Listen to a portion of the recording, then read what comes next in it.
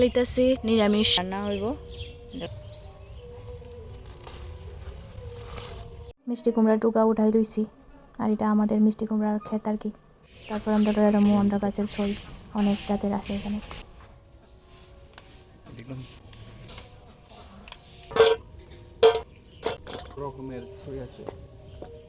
এখন আমি সবগুলো সবজিটা লইয়া বইয়া গেছি কাটবার লাগি।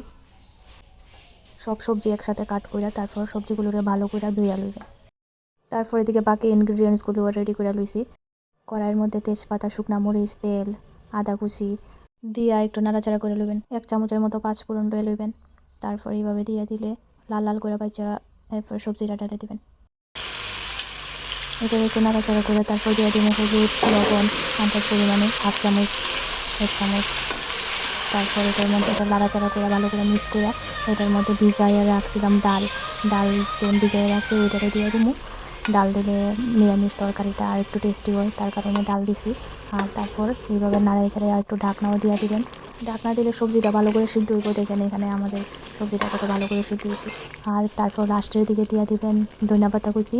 তারপরে রেডি আমাদের নিরামিষ সবজি। আর আপনারা এইভাবে বানাইয়া ঘরের মধ্যে দেখতে পারেন, খুব টেস্টি। বাস সুস্বাদু নিরামিষ তরকারি একদম রেডি খাওয়ার জন্য।